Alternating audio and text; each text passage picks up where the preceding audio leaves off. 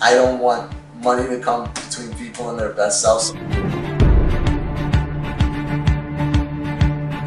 Hello, and welcome aboard another episode of the Captain's Lifestyle Podcast. This is your captain speaking, Taylor Morgan. On today's episode, we have another special guest, and he's my favorite type of guest because he's here in person. I love doing the in-person interviews, so Alex, welcome to the show. Thank you. Thanks for having me. Yeah, so go ahead and give us a little background about you personally, like growing up, wherever you want to take that. Oh man, we could go deep.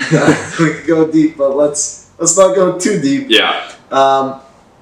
Grew up in Boston. I was actually originally from Ukraine, from Kyiv, Ukraine. Moved to Boston. So that's a little accent.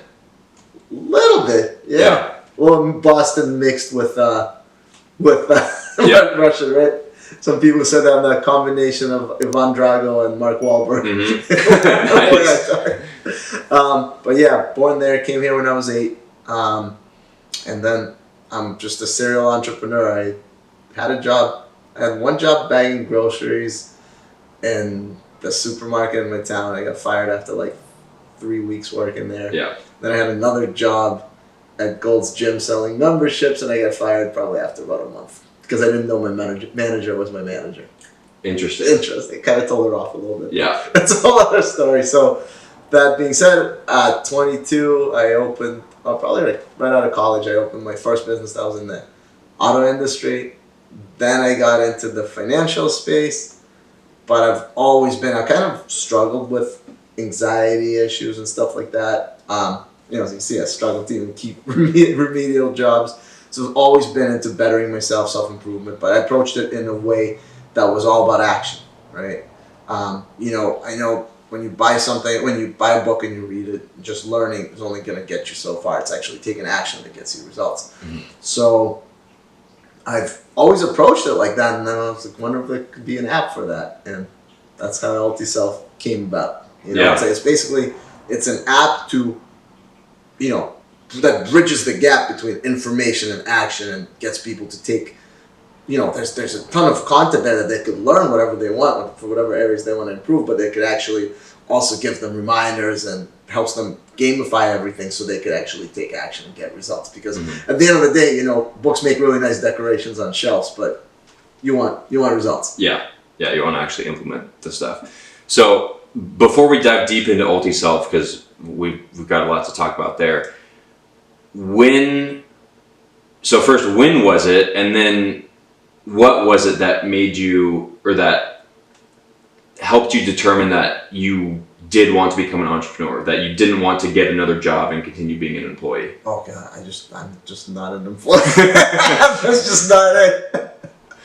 Yeah, but this manager that I didn't even know was my manager kept telling me what to do. I really did not like being told what to do. Yeah. But no, I've always had that business mindset. I'm definitely, I graduated at the bottom of my class in high school. I did okay in college, but I graduated at the bottom of my class in high school. I just really don't like being told what to do.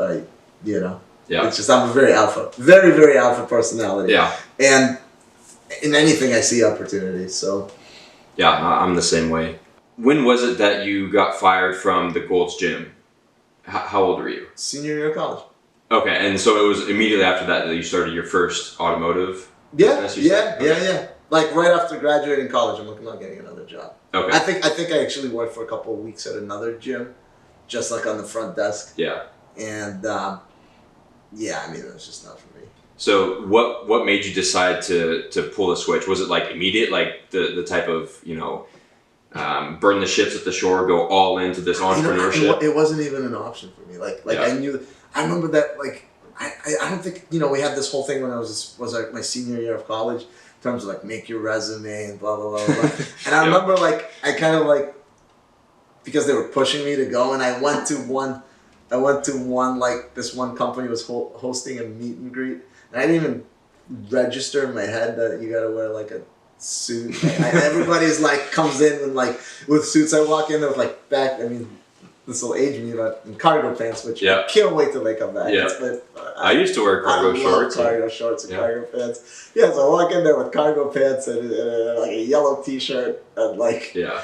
just everybody is like in suits and ties. I'm like, shit, this is not for me. Well, yeah, one of the best parts of entrepreneurship is you can wear whatever the fuck you want. That's like, for sure. Most of my day, 99% of my day, I'm walking around either naked or just shirtless, just because I'm in my home. I can do whatever the fuck I want. That's your business. Yeah, that's my business. Cool. Okay, so what happened with the automotive business? Like, what was the succession of businesses after that? That was a good one. That was more of like a learning how to have your own business. Again, it wasn't like really planned by me, you know.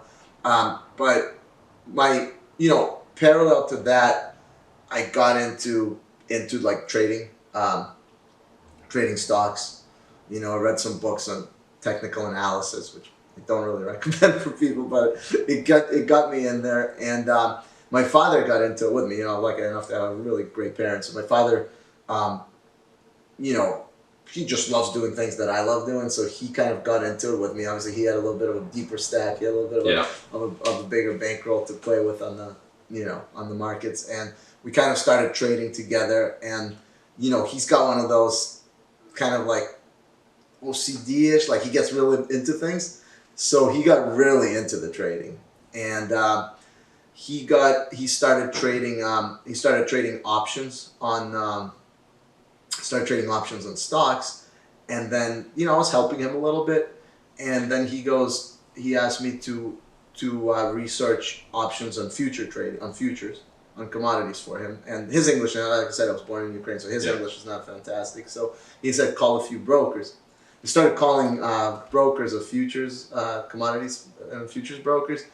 And this is like around 2003, maybe 2004. And they all keep telling me about currency trading. They're like, open up an account to trade currencies. And Currency, like Forex. Like, I don't know if you heard that word. Yeah. So I'm like, why are they all pushing me this? And then I asked, it's talking to one guy, and it's kind of like right out of that movie. What was that movie with Wolf of Wall Street scene? Yeah. Where he showed him the paycheck, how much you make, and he goes, I'm going to quit everything and work for you. Great scene. I literally, great scene with Jonah Hill there. Yeah. So that kind of happened to me. So I'm like, how much, I called you about futures. How much do you put up to trade a futures contract, mini futures contract? He was like $1,000. I'm like, and how much do you make in commission? He's like $2-3. And I'm like, how much do you put up to trade a Forex contract? Everybody's telling me to trade Forex. He's like, same $1,000. I'm like, how much do you make in commission? He's like, 20. And I was like, I think I want to get into Forex. Yeah. So I literally just took a turn and started building a Forex broker. My timing was impeccable. Yeah. And that business, I kind of even stopped doing any work on that business, and that business generated between mid 5 figures to mid 6 figures for me per month. Wow. Up until a few years ago when I sold it. Nice. So that was my big were you one of those bots on Instagram that DMs people and says, hey, I don't know, whatever they do. Yeah, no, I just immediately block them. Yeah, I know what you're talking about. Yeah. No. We couldn't do that. Even if I wanted to, I couldn't do that. No, we were legit. We actually had a very good model, because the one thing I hated about that industry, it's kind of part of the reason why I left, is a lot of them give education. In all honesty, most of the strategies for Forex trading don't really work. And all our model was, we gave rebates. So when people opened up an account, we actually were able, through almost like a wholesale bulk discount, to give them rebates of their commission. So we made, we didn't teach them how to trade. That's not our thing. We're going to lower your transaction costs. And, I think it was the most noble way that you could approach that industry. But, it definitely wasn't as fun as it was, and, definitely paid the bills. That's made it kind of hard to walk away from. I wasn't fulfilled, because my passion is with wellness, with biohacking, with self-development. This is what I feel like that's what I'm meant to do. Yeah. And I've wanted to get into this for a long time. But, it's hard to walk away from a good income too. Yeah. Definitely going to get into that, but I got to ask, are you in cryptocurrency? Oh yeah. Currently? Yeah. I was going to say you better be, especially with that background. Yeah. And as we're recording this right now, it's in the biggest dip It's a little bit of a dip, yeah. Yeah, That's for but sure. that's when you got to buy. Exactly. It's having the balls to actually stay through those dips. Exactly. So yeah, now back to what you were saying about not being fulfilled. I tell all my clients this. This is like one of the most important things. Is success is not about money. And I figured this out the hard way when I took a high-paying job in Saudi Arabia, with all their wealth. I took it specifically for the money. And I very quickly realized that money literally does not mean anything to me if I can't be happy. No, it's all about happiness. Yeah. Exactly. It's all about doing what you love to do. Like now that I'm working on this, like days just fly by because this is what I'm meant to be doing. Yeah. So let's talk about that. How did that transition start from just kind of being in business to make a lot of money, but you weren't really creating a positive impact? Yeah, and I'm just so into wellness. I could go with the really deep kind of gut wrenching story, I guess, if what really transpired. I mean, this seed to do this got planted in my head when I was 8 years old. Mm. And I'll tell you the story real quick. So, like I said, I was born in Kiev, Ukraine, and we moved to Boston from there. But you don't go straight through. You have to stop. America has to let you in and get you, kind of some money when you come in as well. Like help, not like welfare, but there's like organizations that help you when you move.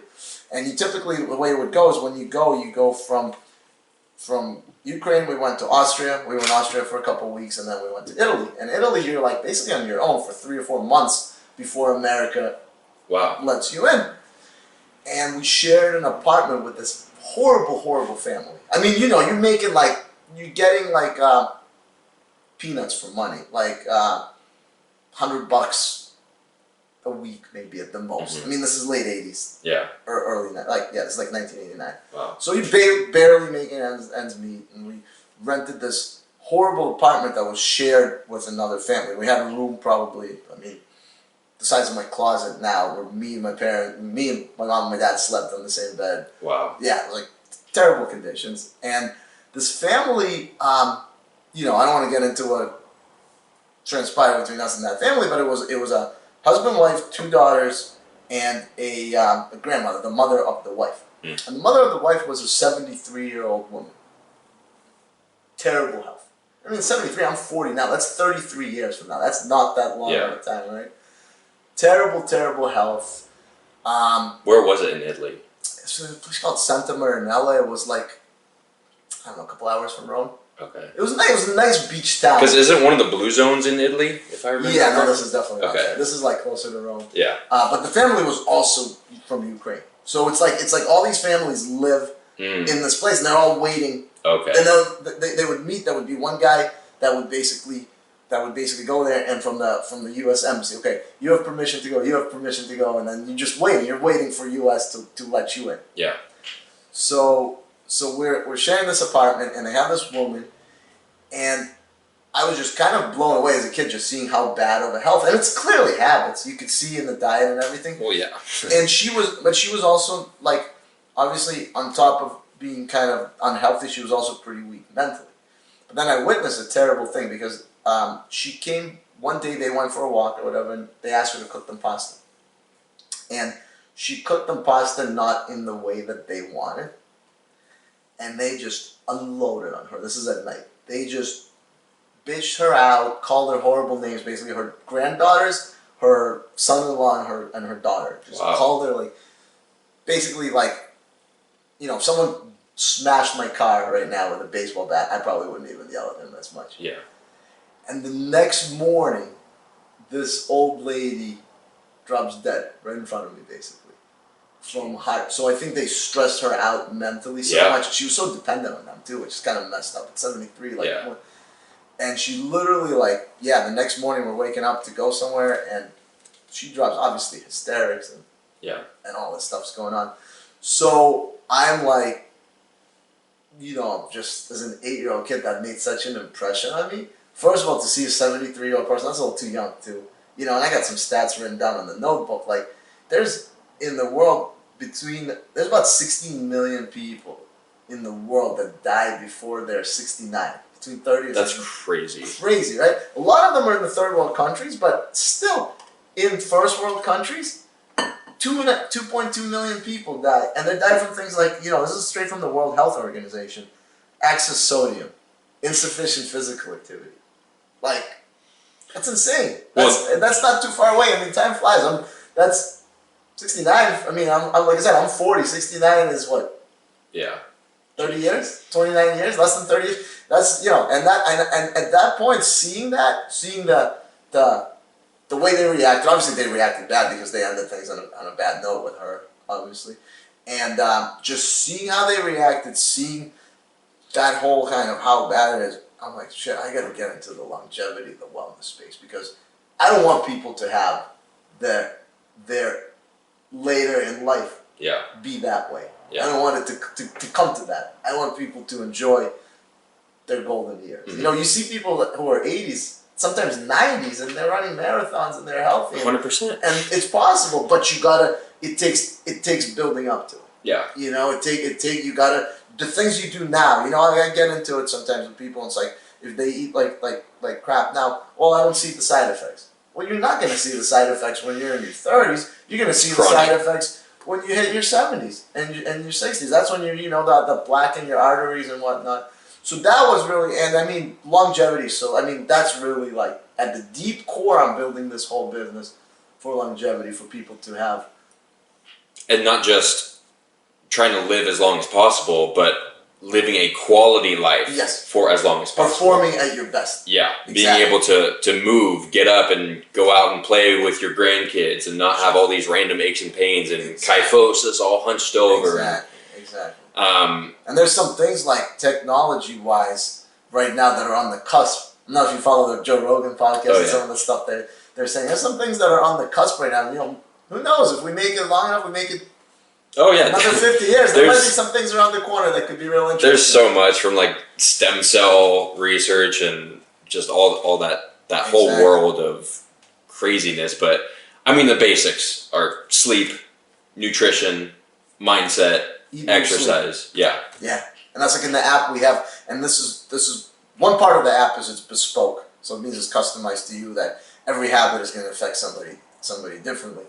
But the core habits, they have so much overwhelming science behind them that we have a core routine. And then what I tell people, if you're not doing this, like I'm already doing the core routine, like I may not necessarily need to work too hard on building it, but a lot of people are not. And we have like a core routine that consists of like seven habits in the app, which is get outside, socialize. Socialize has insane amounts of value. Yeah, and real quick, sorry to cut you off, but when I was mentioning the pillars of just overall health and longevity, I forgot probably the most important one, which is relationships and quality of connections. Absolutely. That's probably why that grandmother dropped dead the next day, because she just felt so hurt by her own family. Yeah. Turning against her. She was all alone. She was all alone and fully dependent on them. Yeah. Are you familiar with the Harvard happiness study? Yes. Yeah. Yes.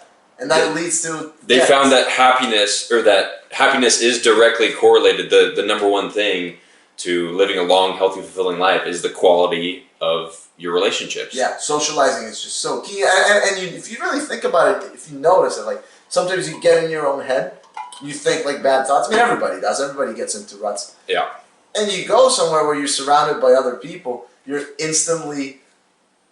They go away. You can't be socializing and thinking these BS thoughts at the same time. That's why this lockdown has been such a horrendous, like, it has had such a horrendous impact on people's mental health, just because people are now scared to, go outside and socialize, just because the socialization has been demonized. Yeah, we didn't have it as bad in Florida. I mean, we've pretty much been off the lockdowns since like September. Thank goodness. Yeah. But in Texas. Yeah, in Texas too, exactly. Yeah. But the thing when the lockdown started, I noticed something really interesting. When the lockdown started, I was almost a little bit excited for it because I socialize a lot. I play a lot of sports, so I'm out a lot, and sometimes I'll be out and I'll be like, I won't get as much work done during the day as I want to. So when it first started, I'm like, oh, this is cool. I'm going to be able to buckle down and get work done. Yeah. Well, guess what? My productivity went to complete shit. Interesting. It dropped because I didn't have those things. The habits. It didn't because I didn't have. I wasn't socializing. Oh, the socialization. Exactly. Exactly. Okay. So that actually put me, it actually hurt my productivity. Not being able to keep that balance. Like you need that balance. Like as much as people think that just sitting. Were you just working? I was working nonstop, and that lasted for about a week and a half. But you can't perform like that. You're gonna burn out. Let me just drive this home, because this is the same thing that I try to tell all my clients, because they come to me, wanting to be high performing entrepreneurs. Sure. Thinking that more work equals more productivity. No. But it's almost the exact opposite. You have to have that healthy balance. Absolutely. And that it could be different for each person. Like somebody like Gary Vee, for example, who is a workaholic, but he's extremely happy and satisfied with the way he lives his life. And even Gary Vee has a balance. Everything you see about him on social media is him working, but you never see anything about his wife and kids, because when he goes home, he's with them. Turns on. Yeah, exactly. Just completely turns off. It's like night and day. There's no kind of gray area in there, and that's what it needs to be. And also, if you notice the way Gary Vee is, when he works, he's actually socializing, because he's a hell of a talker. Yeah. He's a hell of a talker. That's something that, we have a course that goes with our app together, and we talk about this concept of habit combos. I'll give you an example. So everybody's different, but some people, they're very regimented. So they'll do meditation, and then they'll go for their outside walk, and then they'll do stretching, and they'll do this like back to back to back. Mm-hmm. For me, obviously busy with work, but for me, I knock out like 5 of these things in one shot. Mm-hmm. And for me, it's playing a sport. Nice. So let's say I play a sport. Let's say I'm playing tennis. Or I'm playing pickleball. Is really hot and fun right now. Interesting. But, I remember we played that in PE. It's fun. It's a lot of fun. So when I'm playing, let's say tennis. That's a meditative act. Tennis is mental as. It can be if you have the right mindset. Exactly. If you don't let the competition get to you. Yes. Yeah. It's like just thinking of the next point. Getting a flow state. And the next point of the head. And I've been in games where I've been up and dropped it because I got in my own head. Yep. And I've been in games where I've been. One funny story, actually, my buddy that's down here with me right now is I came back on him 5-1, and he broke his racket afterwards. Wow! So I was down 1-5. I came back and I beat him 7-5 because I just taking that one point at a time, focusing on the ball, breathing in between. If I get a little bit, my stroke gets off. I breathe in through my nose. I breathe out through my nose. But an activity like, let's say, playing tennis, you're outside. Check box. You're getting sunlight. Yeah. Check box. Exercise. You're meditating. You're moving. You're hydrating. Well, you're dehydrating. Hopefully you're hydrating. Yeah, hopefully you're hydrating. But that just knocks out. That's what I call habit combos. Yeah. So that one activity you don't have to do. Well, it depends on people, but a lot of these things you don't have to do anymore because you just check those boxes up. Yeah. If I'm not playing a sport, what I'll do is I live like in one of those gated developments, so I'm a mile from the lap pool. So what I'll do is like a mini triathlon. I'll run, swim, run. I'll get up early in the morning. I'll run there. That takes me all of 7 minutes. I don't know how fast my mile is, but it's not 4. That's for sure. I get in the pool. I swim like 8 or 9 laps. Not a lot. Change. Run back. Yep. Outside, swimming is definitely meditative because you're breathing in and out through your nose. Well, in through your mouth, out through your nose. And I'm getting my sun exposure. And not that. And as I swim, the little secret is with each stroke, I actually did it this morning at the hotel, affirmations. Nice. Every stroke, I repeat affirmations. So nice. So I just knocked out like 4 habits in 45 minutes. Yeah. Key habits in that core routine, which is like eat, move, sleep, get outside, socialize. And work. For me, the thing that I recommend for people to kind of like what you're talking about is the habit stacking, the core. What would you call it? The core routine. Yeah, the core routine, or no, what'd you call the combining of habit combos? Yeah, habit combos. For me, that would be a morning walk out in the sunshine. Yeah. Because you combine the morning movement, you combine being outside, being in the sunshine, which is huge, and then you could also combine that with one of 2 things, either like a meditative state, like you said, and just being in your own head, affirmations, whatever, or combine that with some type of learning, having a podcast. Listen to a podcast. Yeah. So either one works. I do both. I like walks with no podcasts. I like watch with podcasts. It just kind of depends. But that's a way, like you said, to combine all these things so you don't have to spend 20 minutes doing each thing. Yeah. And then do it with a buddy and socialize is another option. Perfect. Exactly. Yo, Taylor here. So I'm sure you've heard me harp on sleep and basically every single podcast and video that I put out because it truly is that important. And I'm excited to announce that I've created something very simple and very tactical that you guys can use to start improving your sleep immediately. In fact, it is the fastest way to improve the quality of your sleep and therefore the quality of your life with amazing results after just one single night of implementation. Seriously, this is the same nightly ritual that I personally use, and it's the same strategy that I teach all of my high-performing clients in the Captain's Lifestyle program. It's the 4-3-2-1-30 method, and I'm giving it away to you guys for free. All you have to do is follow the link in my Instagram bio or in the show notes of this podcast, and I'll send it over so you can start sleeping better tonight.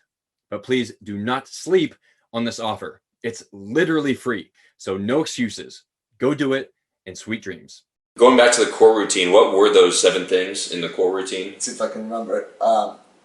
Hydrate, socialize, exercise, get outside, sleep at least 7 hours. Eat healthy. Yeah, which is like, it's hard to make that a habit, but any day where I'm... Yeah, that's very broad. But when I'm not eating dairy, I'm eating minimal sugar, that to me is considered relatively healthy. I'm getting my veggies in, so we're up here at the core routine. Yeah. And we open this. All right, so description. Every house needs a foundation. Here are the key habits that everyone must have in their daily routine in order to have a good, well-balanced life. Once you have these recommended habits built, you can add on other habits in order to improve even further. All right. And so, yeah, there's 7 habits. Gratitude, I think. Gratitude's one of them. All right. So morning, get outside. Evening habits, sleep between 6 to 8 hours. Any time of day. Hydrate, eat healthy, exercise, breathing exercises, and socialize. Yep. And then it goes into the key statistics and benefits of it and all that. A lot of those are part of my rituals that we're going to be implementing in there. Correct? Yeah. The cages morning ritual I'm going to add and the 4-3-2-1-30 method. So just very briefly, I'll go over those. The 4-3-2-1-30 method is, as I'm sure you guys know by now, my signature nightly ritual. So it's 4 hours before bed, stop exercising. And I'm not going to go into details on these, but I've recorded a podcast on them. You can download the free 4-3-2-1-30 method PDF. And then 3 hours before bed, stop eating. 2 hours before bed, limit stimulation. 1 hour before bed, start your nightly ritual and also limit your liquid intake. And then 30 minutes before bed, do your supplementation routine, which is going to vary between person to person. And then for the cages morning ritual, that combines a lot of things in the core routine and a lot of things that we've been talking about. It's, cages stands for cold exposure. So for most people, that would be cold showers. The A is affirmations. We talked about those. The G stands for growth or learning. So educational podcast, reading. Exercise is the E. So the morning walk, for example. And then sunshine is the S. So I would say if you have to pick one thing to do, it's go out on a morning walk. You combine that movement, the sunlight, outside. Either the podcast, the affirmations, the socialization, whatever. I think a morning walk or a morning swim, would be good too. But some people don't have access to a pool or the ocean. But yeah, swim is amazing. Yeah, and it's crazy that obviously your audience is a lot of entrepreneurs. Yeah, my audience is a lot of entrepreneurs. How many entrepreneurs neglect getting outside? Almost all of them. That's why I have a business. Yeah, they neglect getting outside. They neglect socializing, and it's just not good. Yeah, it's not going to have good effects in the long run. No, and I wish every single entrepreneur was optimized and living to their maximal capacity, but they're not. So that's why I'm in business. That's why you're in business. Exactly. So when this podcast will probably be out by the time the my 2 rituals are on there. Yeah, right? Okay. Sure. Okay. Cool. So yeah, those are out now for everybody listening. You can go onto the app, which is Ultiself. There, it's free, correct, to do the routines. The routines, with the premium access, all the routines are included. The core routine is included with the free. Okay. With the free access. Nice. Again, I don't want, my whole thing with Ultiself is I don't want money to come between people and their best self. So how much is it? A yearly subscription is all of $30 Oh my god! Per year. Yeah, so basically free. It's basically free. Yeah. I recorded a podcast on this a few months ago about I created a like a formula for buying decisions. Right. And so first off is determine your goals, like determine what it is that you want. Sure. And then step 2 is determine all the obstacles that are stopping you from achieving that goal. Sure. And then when you're faced with a buying decision, instead of looking at the monetary cost of it, think, okay, what problem does this product or service solve, and what is that being solved worth to me? Right. Not monetarily, but like how much time or energy or stress is that going to save me in the future? And so time is the only limited. Exactly. Value. So it's not money. When it comes to taking care of your health and wellness and improving your body, investing in your brain, all that type of stuff. You eat. Exactly. It's crazy how some people save on food. Sorry to cut you off. No, it's true. Like, you have to be focused on the quality of the food as opposed to how much it costs, because what happens if you save on the monetary cost of food, what you're paying extra for is the long-term health effects and the immediate term loss of productivity effects from that crappy food. So it's just, if you don't have $30 to invest in an app that, well, now let's get into it. Let's talk, get into the details of Ultiself. So I'll let you take that. The app, I mean, just to finish your sentence there, an app that'll basically be your life manager, be like your mentor, your coach in your pocket, and hold you accountable. Yep. To what you need to do. Yep. So it's absolutely and it's just, if you don't have $30 to invest in it, I mean. And that's for the yearly? Yearly. So what does that come down to a month? 30 divided by 12? I don't know. Between $2 and $3 yeah. a month. Yeah. Something ridiculously cheap. Ridiculously small. And so let's get into it. I'm going to pull up the app. A lot of the time, when you pay for something, you're more likely to use it. 100%. It instantly has value. Like content-wise, there is so much amazing content just on YouTube for free. Yeah. But because it's free on YouTube, instantly it devalues and people.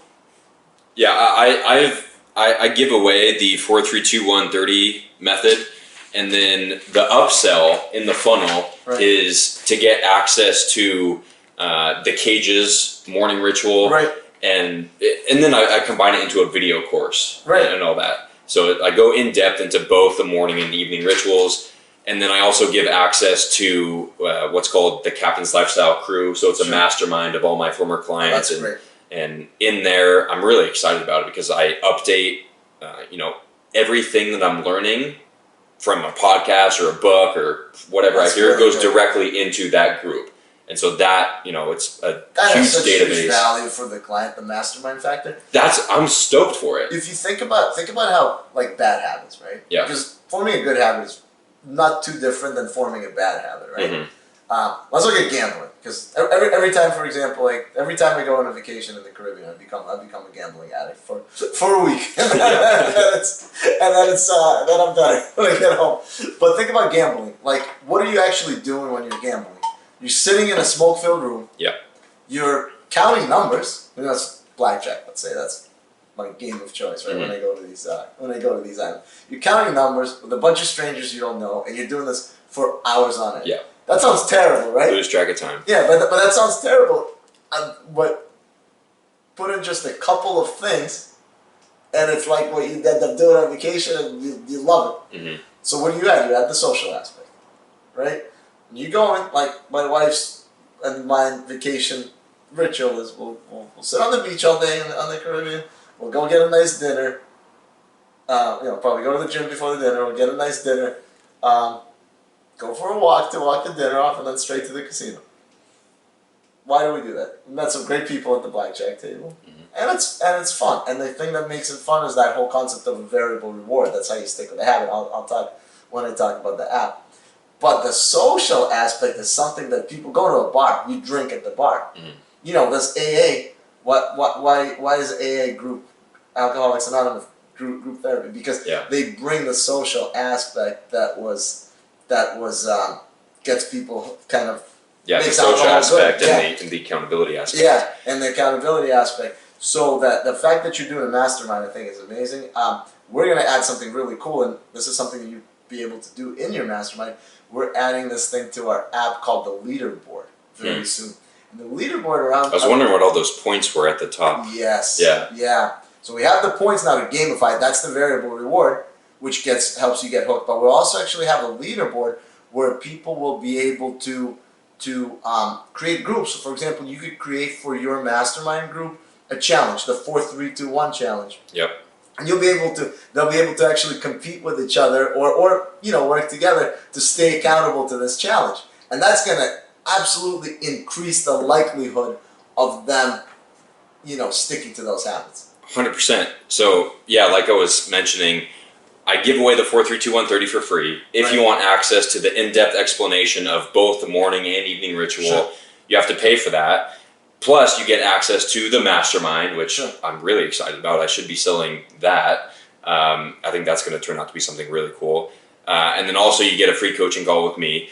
And I mentioned in the sales video, like, why I'm charging for it is not because of the information. The information is out there for free. I record a podcast on both the morning and evening ritual. You can go listen to it now. It's not the information that I'm selling. You can go get it for free. Library, YouTube, podcast, whatever. It's out there. Absolutely. You're paying for the community aspect of the mastermind. Accountability. Also the accountability aspect. And plus, I mentioned that if you pay for something, you're significantly more likely to actually implement it and take action. Yes. The example I gave was, imagine you attend a $20,000 seminar. Like, imagine... Just happened to me this morning. Imagine how many notes and, how much better attention you'll pay at that versus a free, webinar you go to. Yeah. Can I tell you a quick story? Yeah, please. So I was telling you, my other meeting today was with a consultant that I hired to help me with some of the web marketing stuff. Mm-hmm. And he was not cheap. This guy's $900 an hour. So definitely not cheap. Very knowledgeable, very good, but my friends in Florida have this concept called Alex time. So Alex time is like if something starts at 6, Alex time really starts at about 6:30 because that's just like I run a big pickup football game and starts at 6. Everybody shows up at 6:30. I show up about 6:40. so yeah, that's the concept. So I'm kind of I don't know. It's the thing I'm working to get better with it, but I'm like just always late. I try to squeeze everything in. I had the meeting today with the consultant there for $900 an hour. It was a 10:30 appointment. I was sitting in front of his house at 10:10. I was right there. Yeah. Sitting in my rental car waiting on him, and I'm like, man, I don't even know what it's like to be early. It's a real thing because when you invest money, you want to squeeze every little thing from your investment. Yeah. And so that's another reason, why I'm charging for the upsell from the program is because I've given it away for free before. I give away the 4-3-2-1-30 method. I give away the cages method. But what I found is that nobody actually implements it. People don't use it. Yeah. And I mean, some people do, and the people who did have said like, "Wow, this is amazing. Thank you for that." But the majority of people just kind of glance at it. Oh, yeah, that's cool. And then they don't actually do anything. And because I want people to actually implement it, 1,000%. I charge for it. 1,000%. And that's the same with anything. It's not the information. So the fact that you have to pay for the app, I think, is a fantastic thing. Oh, because once you, like we've been saying, once you pay for it, you're actually going to commit to use it. Yeah, like I was mentioning earlier, high school, I was a terrible student, barely graduated. Didn't go to a lot of classes. College, I'm paying who knows how much. I'm going to class. I'm not going to miss these classes. Yeah. So yeah, no, that's for sure. And I mean, to get into the app, that's one of the big kind of points about the app is it combines information and action, and it actually holds you accountable. So we have reminders, we have push notifications. Whenever you add a habit, if you want to pull it up, like add one of the habits right there on your screen, and you're going to get a pop-up that's going to say, hey, would you like to set a push reminder for it? You pick the time. So imagine it almost becomes like a little bit of a mentor in your pocket, holding you to be accountable to the habits that you need to do. So this is the one great thing. So that's the first key component of the app is the habit directory. You basically fill in the areas that you want to improve, and there's 250 habits built in over there, and we're adding more. I mean, we already have in line probably close to 1,000 more habits to add to this app, depending on what you want to improve. Some you know about, some are core, some kind of are in that core routine, but other ones are, they differ from person to person because everybody's different. And the idea of this app is to find your optimal routine. So this is a very important concept. I'll give you an example with like bullet coffee, for example. Fantastic, one of the best nootropics, I think. If I have a cup of bullet coffee in the morning, I can knock out work like it was my job, which it is, right? But I can really knock out work. And this is somebody that struggles with focus. Now, if I have bullet coffee every single day, I have a very sensitive, not a very sensitive stomach, but I have a pretty sensitive stomach. Cup of coffee doesn't always treat me right, and it's acidic, right? So over time, it kind of takes its toll on the stomach. The MCT oil that you put in there is also kind of, has an effect in the stomach. Yeah, so especially if you do too much. Yeah, I use exactly. So I use the bullet coffee. I do use it when I need to really knock out stuff, but I use it very sparingly. I use it maybe 1 or 2 times a week. If you pull up the tracker here, the middle one there, we have a weekly view because every habit has a frequency. Like you, obviously, you know a lot about weight training. You don't need to be doing weights every single day, 7 days a week. For someone like me who's not as into it, 4 times a week is probably plenty. So like you maybe it 5, depends. 6. Yeah, it depends, right? But every habit, you don't need to do every habit every single day. It's almost like a weekly. And another thing is, habits are very tough to form. The whole 21-day thing is a big crock of shit, basically. The 21 days to form a habit. Habits are tough to form. I can tell you a quick story about that after. But people try to do things every day, they're gonna mess up, and they're gonna get down on themselves, and that creates a bad relationship between you and yourself. It lowers your self-efficacy. You start to feel like a failure. So you're perfectly okay if you make this morning walk, which is an amazing habit. Do it 5 times. Do it 5 times a week. You don't need to do it 7 times a week. If you mess up, okay, you'll do it the next day. So you don't want to put unnecessary pressure on yourself and reinforce being a failure to yourself. But you do want to have a tool like this that keeps reminding you to treat your body and mind right and continuously improve. Yeah, one of the things that I like to tell people to help is most times people overestimate their ability to stick to something. They're a little bit too ambitious, especially my clients, high achievers. So what I say is, whatever you think you can do, like if you think you can do it 7 days a week, go to 5 days a week. Yes. And if you think you can do it 5 days a week, go to 3 days a week. And just start there, because it's 100% better to actually hit your goal, the 3 days a week, as opposed to trying to go for 7, but then only getting 3. Set the bar low. Yeah, because it's a mental thing. You're like, oh, fuck, I didn't get the 7 days a week. But if you set it at 3 days a week, and you do that 3 days a week, you're like, oh, hell yeah, I did it. And then you can bump it up to 4 the next week and, continually, gradually go up. And that's why we have that on the tracker. We have that weekly view, which we're on the few, which is a really good YouTuber, Katie Type A is her channel, also Biohacking Space. She just did a really good review, and she's like, I love this weekly view because you see the whole week in perspective. A lot of habit apps, it's the daily view, which kind of throws you off because you don't need to do some habits. Set my weekly goals. I need to do that once a week. Once a week, yeah. Exactly. And to your point, also, like physically, my friends that are the friends of mine that are in the worst shape physically have the craziest training and diet regimens. Yeah. And they just can never follow them. Where with me, it's like what I mentioned, 30 minutes, I'll go do weights for 30, 45 minutes, and I'm in good shape. I'm 40, I play football with a bunch of 23-year-olds like twice a week. So I'm happy with the shape I'm in, but I set the bar low. So I'll give a free plug to, this is what I think is probably the best habit book that I've read, and it's called Mini Habits. The guy's kind of not super famous. Yeah, I haven't heard of it. Yeah, Mini Habits by Stephen Geis. Everybody, Stephen Geis, I haven't heard of him. Yeah, he's not. He writes really, really good, really quality, well-researched kind of self-development stuff. I don't think he's fantastic at marketing because a lot of people get that. Clearly, yeah. Because like you took a look at Atomic Habits or like Power Habits, everybody heard of it. Yeah. But Stephen Geis is but man, that book Mini Habits was kind of a game changer for me because he talks about the concept of self-efficacy, and self-efficacy is basically your belief in yourself to do what you set out to do. Mm-hmm. And that's a little bit different than self-confidence. But it's like, hey, I'm going to work out today. Does that mean you're really going to work out? And if you have high self-efficacy, you do it. You do it. And the way to build that self-efficacy is you start small and overachieve. 100%. So don't make your like say you want to read. You mentioned growth, right? As one of your in your cage. Yeah. In your cage.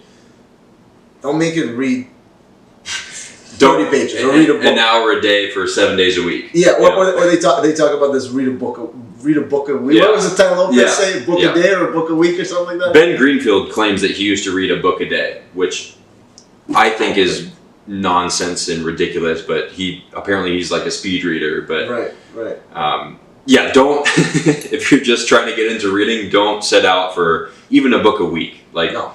Just one page a day. Yeah. Literally 1 page a day, 2 pages a day. A lot of the times you're gonna overachieve. Yes. And then you're gonna be like, oh wow, I overachieved. Now your self-efficacy goes up. You have a much better relationship with yourself, and that's. So I think there's two sides to it because.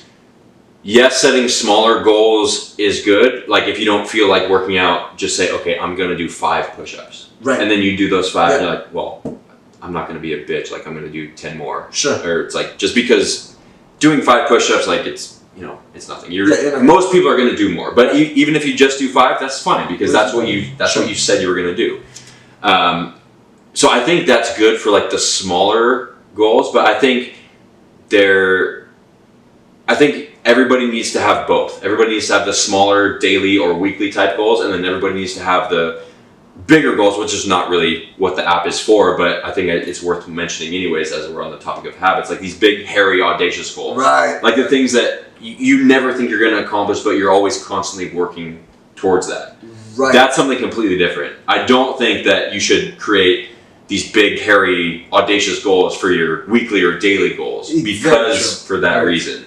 But have you ever heard of the book, The Man's Search for Meaning? Yeah, Victor Frankl. Yeah, that's an amazing story. And that dude, man, that man has probably, everybody in that similar situation, he's just the one who wrote about it, one of the ones who wrote about it.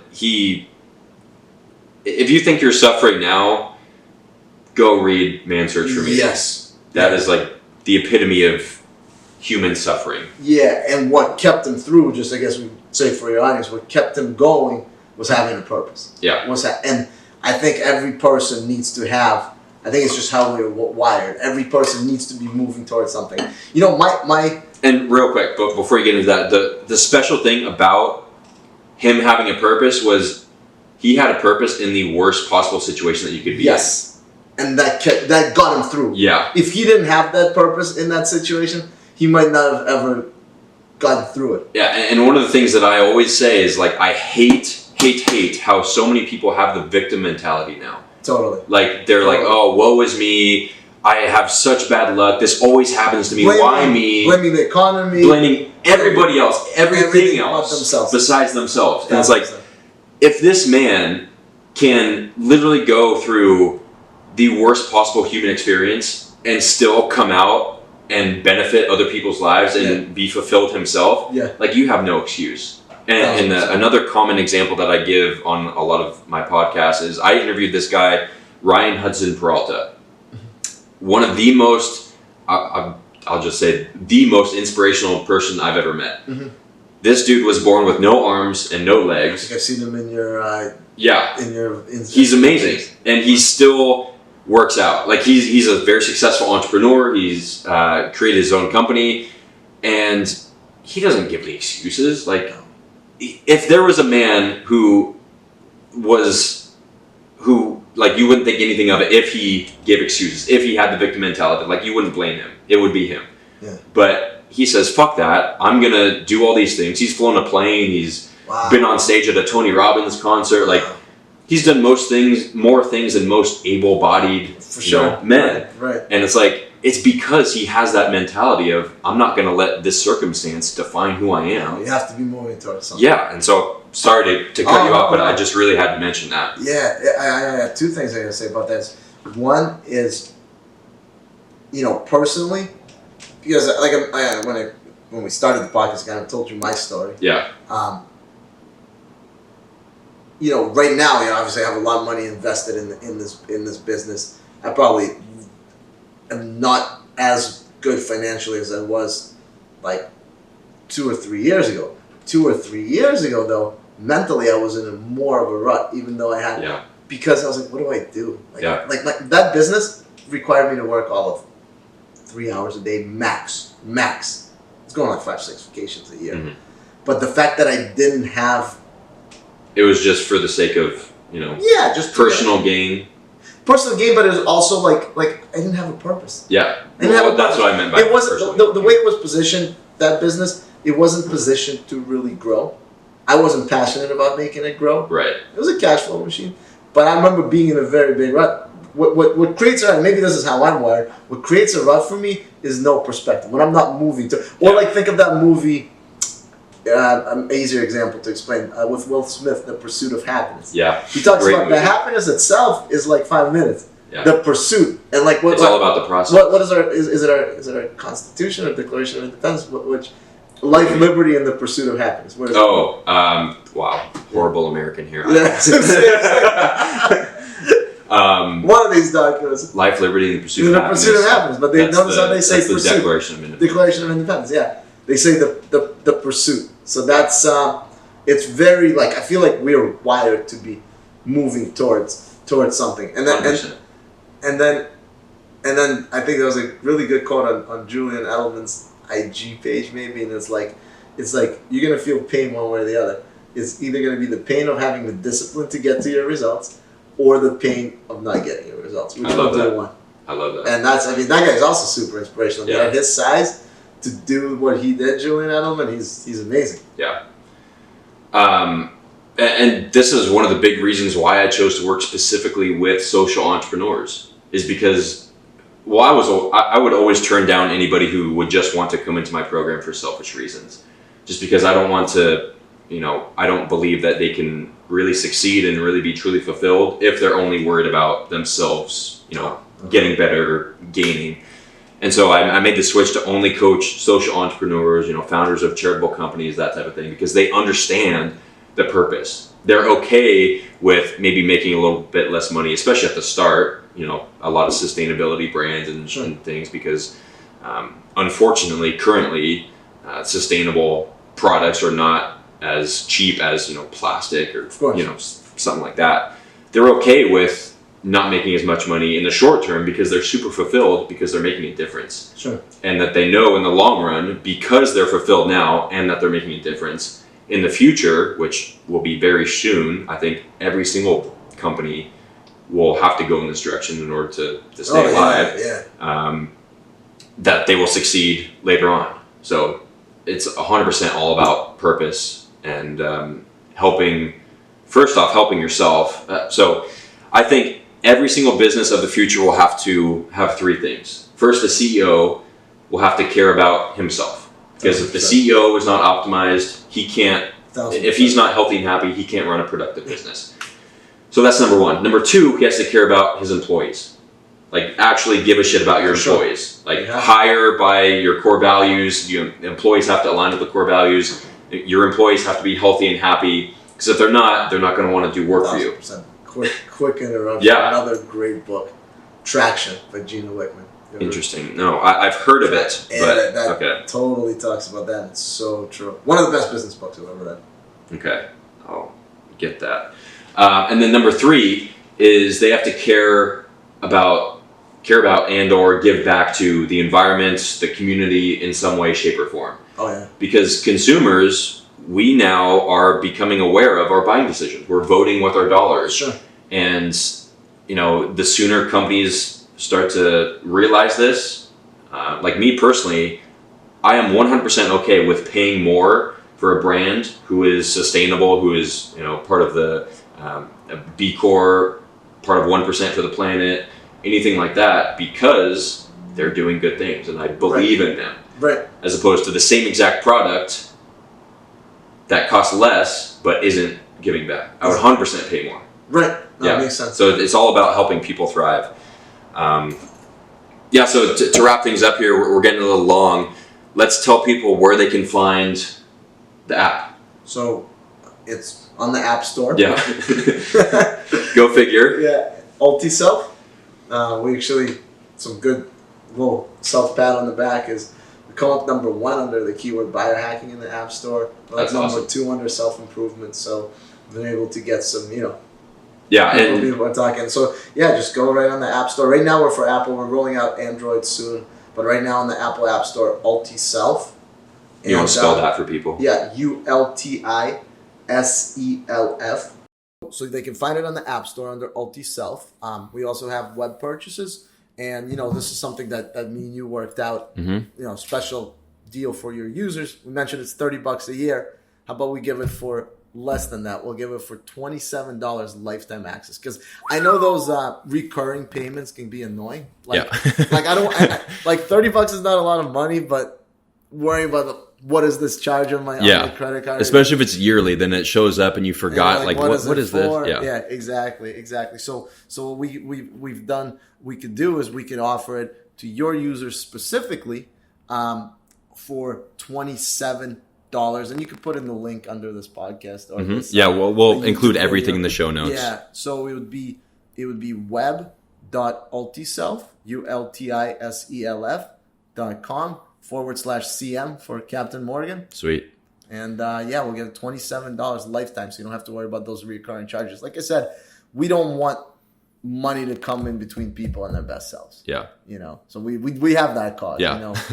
So love it. And my 4-3-2-1-30 method and the Cages morning ritual are both on Ultiself. Yeah. Yep. And these are the same high performance rituals that I teach my clients in the full program. You guys get access to it. And let me just give my plug for Ultiself. I get hit up all the time for different apps and different brands. And when you hit me up, I was like, okay, what does this guy have to offer?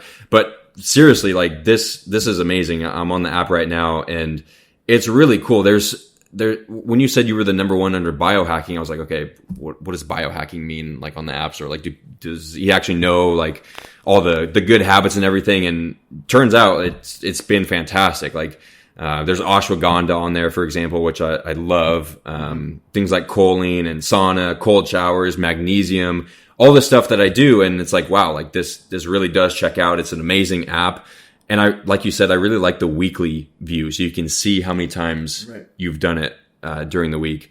And the score, what is the score? So did we talk about that yet? We put a gamification is such a huge thing. I mean, when I gave that whole blackjack analogy, it's like, why do people get hooked on this? Mm-hmm. Because it's a concept of a variable reward. Because they win, they lose, and the score gamifies it. But there's certain other things. If you look on the tracker, when you hit your weekly target, I mean, it's these little things. But I literally hired a team of PhD level neuroscientists to do this. If you hit your weekly target, each habit has a target. Look, it turns green. Yeah. And it says congratulations. And the score is also, you want to get that higher score and have higher proficiency levels. So right now I am in the master category. Nice. Is there anything higher than that? No. You're going to become a coach for Ultiself. we gotta create the captain's category or something. A whole other category for sure. But that's good. I'm glad you're in the master. And like I said, that's going to be very cool also on once the leaderboard comes out, because you'll literally see how you stack up with other users. You'll be able to see their habits. We'll be running challenges ourselves. So that's going to be a really, really cool feature. Sweet. And when you talk about the routines, the way the routines are set up is people are actually going to be able to follow your routines and see. They'll see your tracker and they'll see when you do your habits. Accountability. So it's gonna hold you accountable. Shit. Now I got to actually do all these habits. I've just been selling this random bullshit to you guys. I got to actually start doing it. Muscle suit. Shoot. All right. Well, Alex, thank you so much for coming on the Captain's Lifestyle podcast.